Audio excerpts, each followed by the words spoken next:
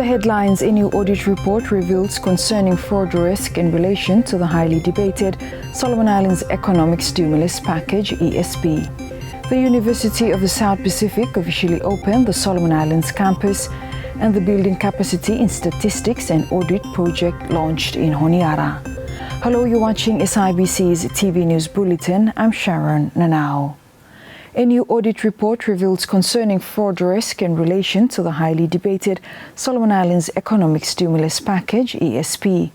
The audit is final of a series of COVID-19 performance and compliance reports compiled by the Office of the Auditor General. Auditor General David Dennis explained to local media that a significant number of impressed account checks were signed by government officials on behalf of the beneficiaries. We had noted that a number of payments were signed for by government officers on behalf of the named applicant. The methodology for this was that a check would be prepared, made out to cash, and then an officer would sign for the check. It is not clear from records what then happened with the check. Most of the payments made in this way were signed for by 3 officers, with one of these officers signing for 251 checks with a total value of $6.8 million. Most of the forms authorizing release of the payment were also signed by one of these 3 officers, although there was no instance where an officer authorized release of a payment to him or herself. There was no further accountability for these payments. Mr. Dennis said there was no available documents to verify whether beneficiaries had received these funds. A recommendation was made for responsible authorities to ensure it has rules to govern third-party transactions. So our recommendation here is that the Ministry of Finance ensures that it has rules to ensure that government officers who receive cash or cash checks on behalf of a third party are authorized to do so. Rules should also be in place to confirm the third party has received the funds. The response that we had received back from the committee was that they had welcomed the recommendation and will ensure this loophole is not repeated. Meanwhile, Transparency Solomon Islands commends the Auditor General for conducting the audit. Legal Officer Joy Abia said they had called for an audit on the ESP during its initial rollout. Yes, I'm happy that Auditor General Otakarem out na this fla auditor, because I think by you also aware when this ESP have come about 2020, TSI also raising some for a lot of concerns where has been raised with our office with allegations of nepotism and something involved with regards to ESPs. Approximately 306 million Solomon dollars was appropriated to support the rollout of the ESP between 2020 and 2021. SIBC News understands the Auditor's Office submitted the audit report to Parliament on Wednesday last week. The University of the South Pacific USP officially opened the Solomon Islands campus. Andrea Mahanwa reports.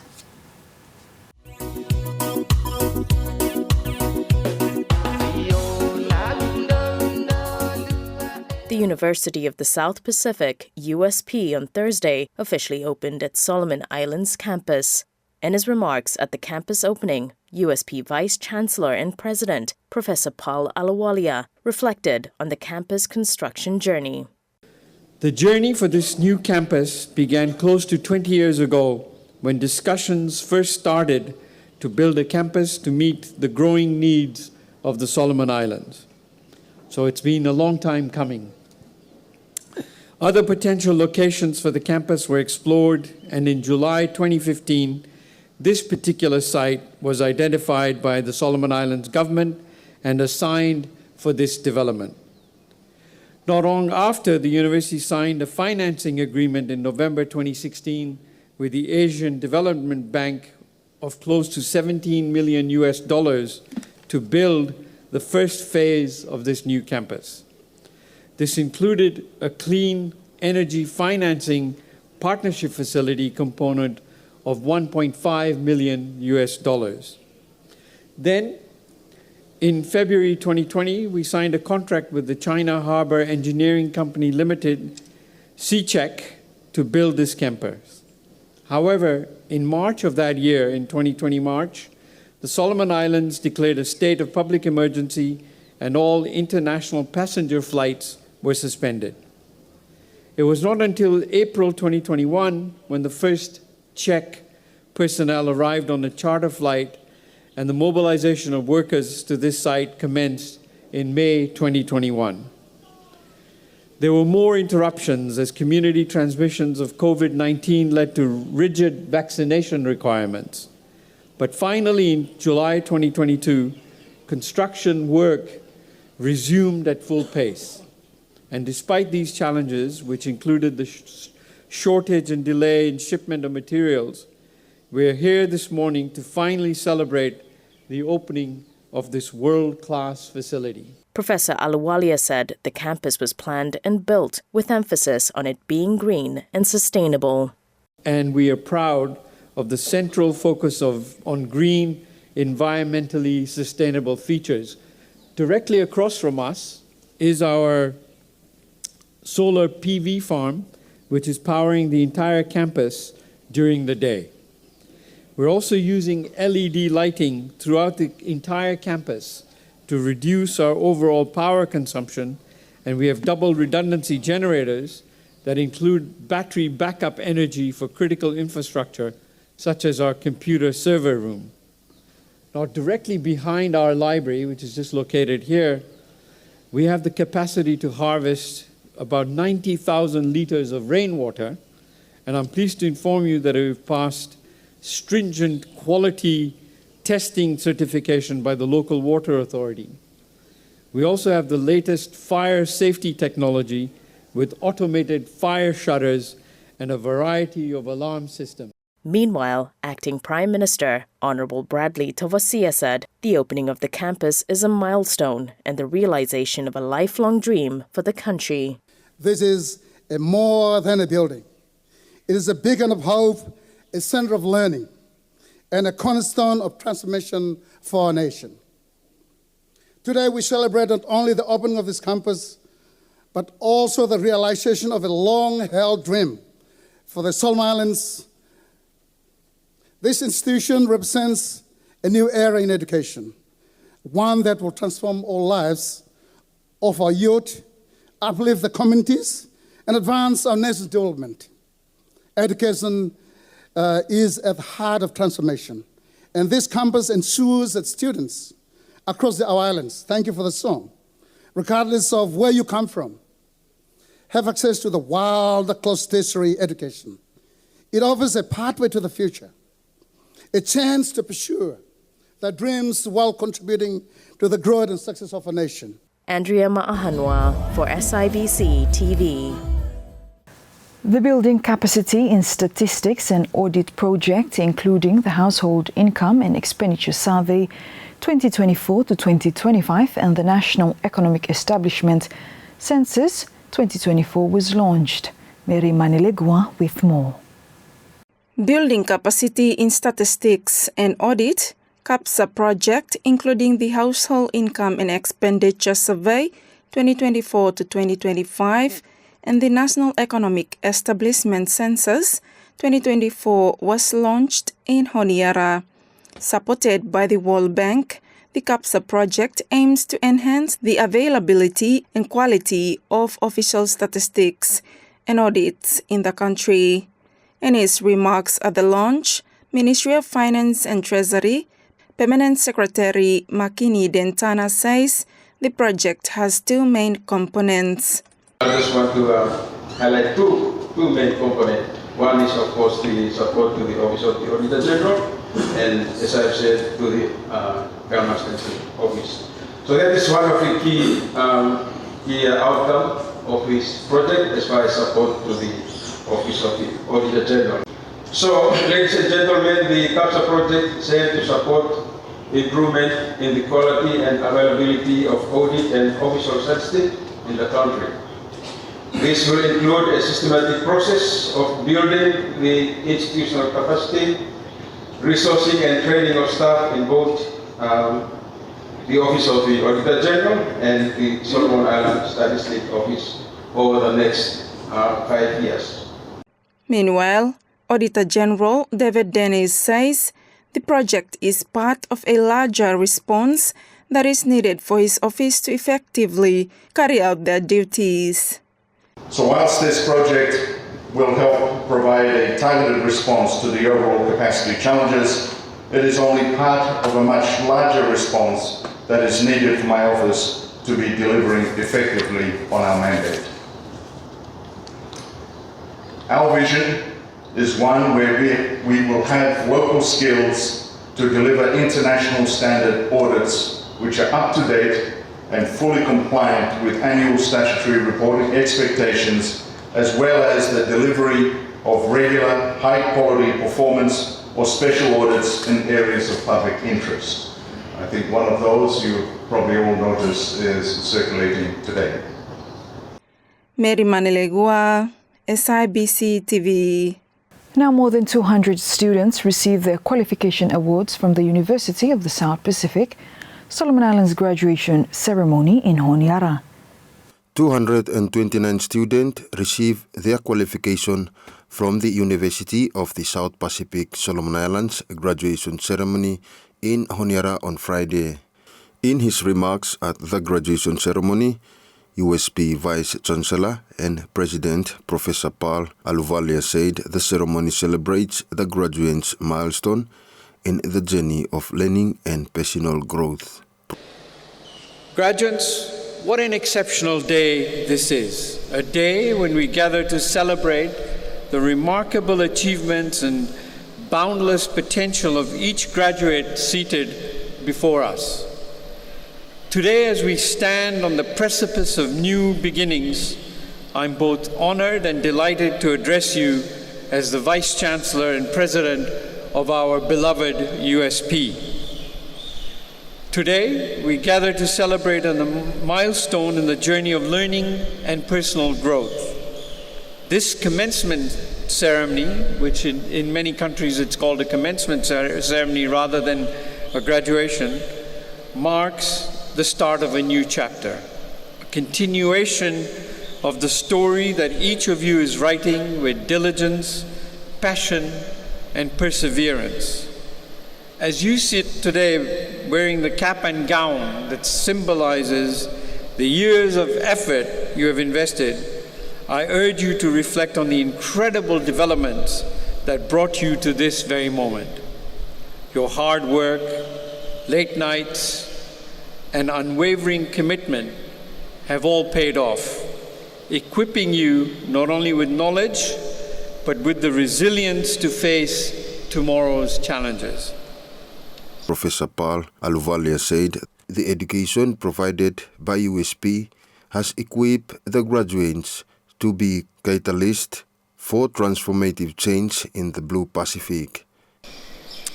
We live in a time of rapid change, in a world that calls for innovative thinking and thinkers and compassionate leaders.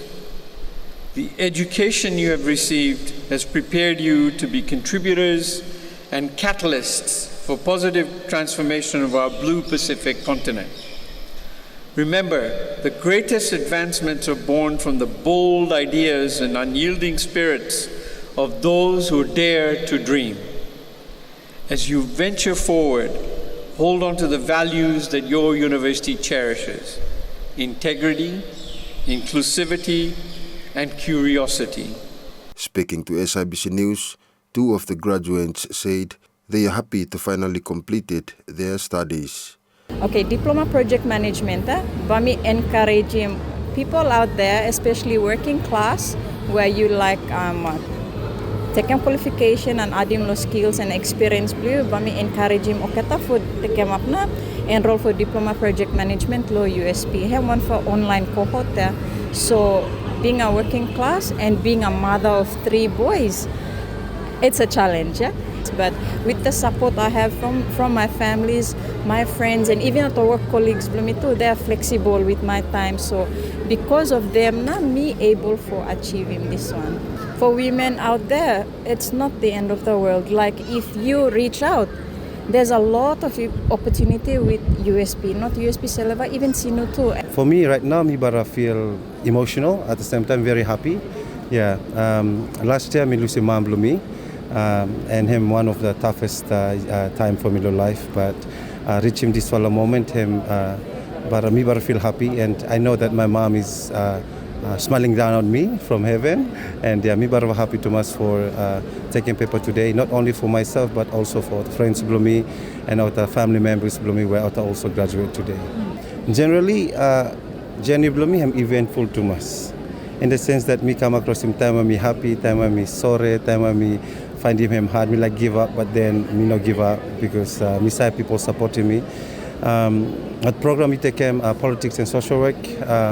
Me and Jim, even though sometimes I'm quite critical in terms of like politics, for example, you need him critical thinking there. Yeah? Me very thankful that me got him with mentors and coordinators and teachers who are really supporting me and helping me along the way, and I cannot be here. I couldn't be here without their support, also from my friends and family members. Yeah. Alfred Pangepitu for SIBC TV. A list of recipients of the economic stimulus package should be made available to the public. The Office of the Auditor General underscored this in its new audit report. Auditor General David Dennis explained to local media that the list has been published online but was removed later by authorities. There was no public reporting of who received funding from the ESP, and that the public reporting would increase transparency and accountability of the ESP. In other regions, published lists of who actually received grant money was published. For us, we did have a website for a little while, but as you'll see in the response, it was taken down. We did not have a list that was published and remained online. Such transparency would provide an increased measure of control such that people with local knowledge can identify any grants which were made to people who were not in the business they had professed to be in the application. Meaning that one is everyone must have who is who, and when someone applies for a type of business where everyone in the community knows that they've got nothing to do with, the community would speak up. The Auditor's Office recommends that the list of recipients be published to ensure public accountability is upheld. So our recommendation here is that in future grant programs, the organization responsible for distributing grants must publish a list of grant recipients, the amount received, and the purpose of the grant. The response that we received was that it's noted for any future grants. The committee, however, wished to clarify that under this policy, a list of grant recipients has been published through a website. Not all applicants can view or have access to the website, especially those in the provinces, due to poor internet services. The website was discontinued due to technical issues, as well as being abused by public, as some people claim to be the recipient present themselves to the committee to receive the payment. Now, teachers in Honiara and Guadalcanal celebrated the World Teachers' Day. World Teachers' Day is an international day held annually on 5th October to celebrate the work of teachers. Andrea Mahanwa attended the celebration and filed this story. Teachers in Honiara and Guadalcanal celebrated the World Teachers' Day under the theme Valuing Teachers' Voices towards a New Social Contract for Education in Honiara on Friday. The event began with a float parade from Maranatha Hall to the Fopa village, where an official program followed by entertainment was held.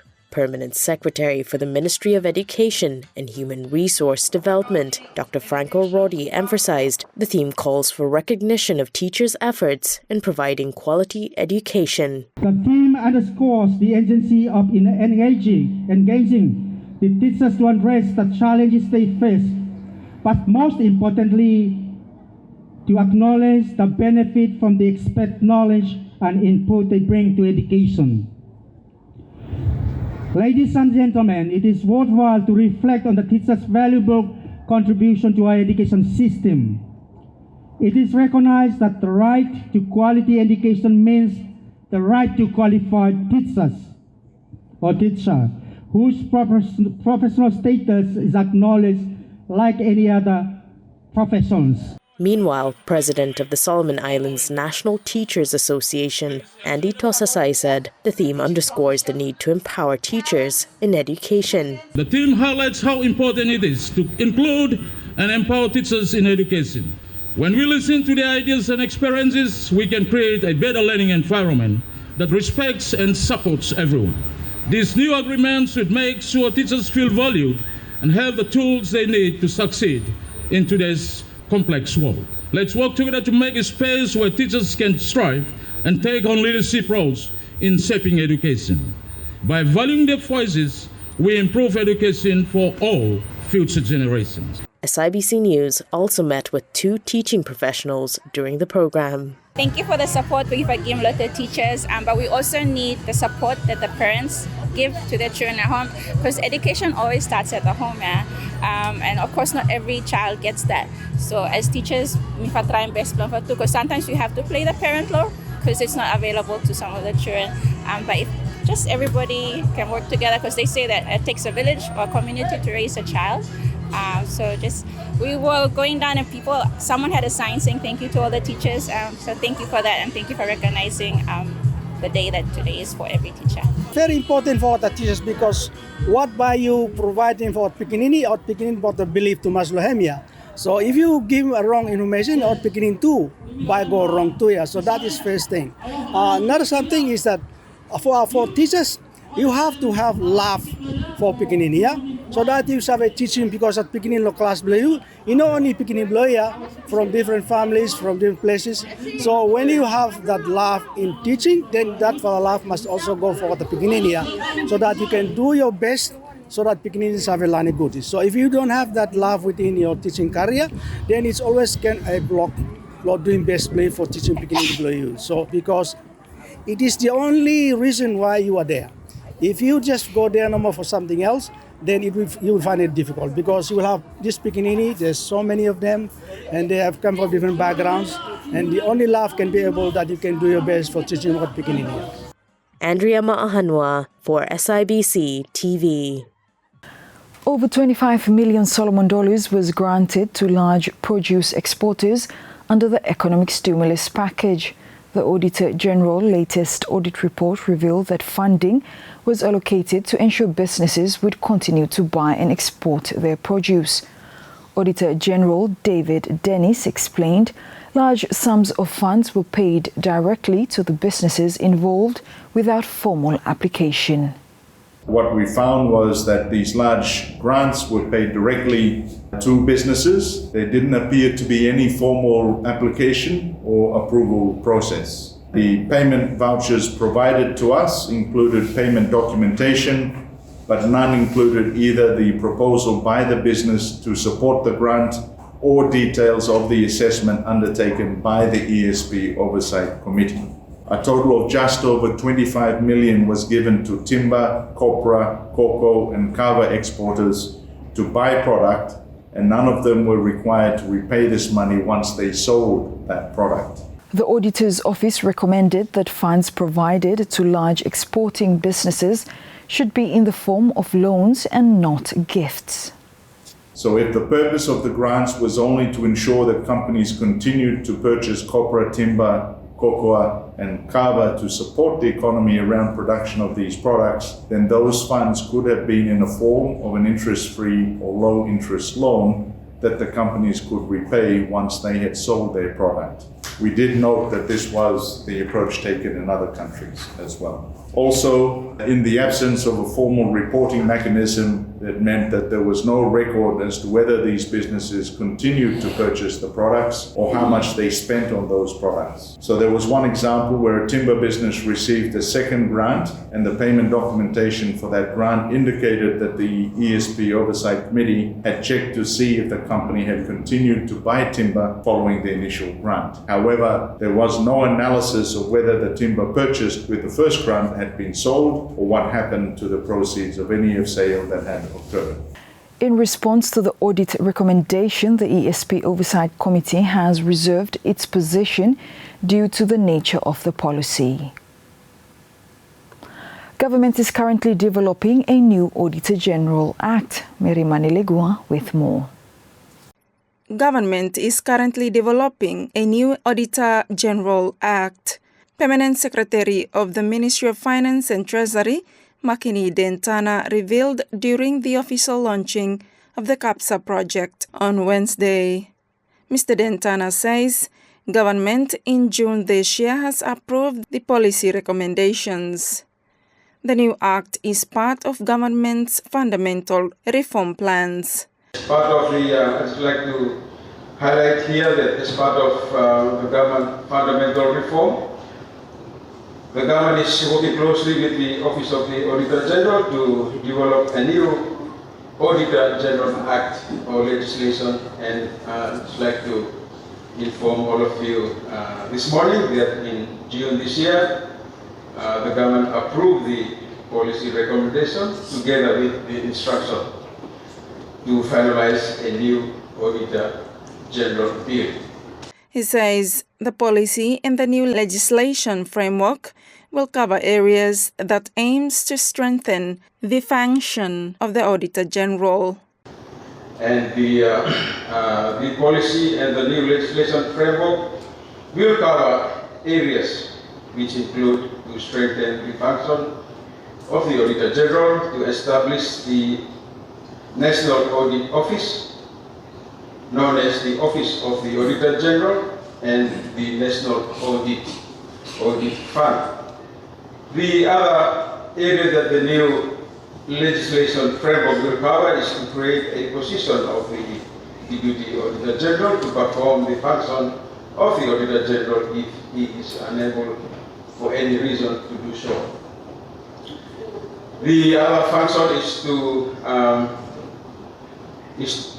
the new framework will also provide a guideline in terms of the independent audit of the Auditor General and the National Audit Office, as well as to provide performance audit. And one of the last part, or one of the part of the new policy and the new legislation will look at this. It will repeal part of Part 5 and other relevant outdated section of the Public Finance and Audit Act. Mary Manilegua, SIBC TV. And that's news. Follow us on sibconline.com.sb and our SIBC News Facebook page for more of our latest stories. Thanks for watching.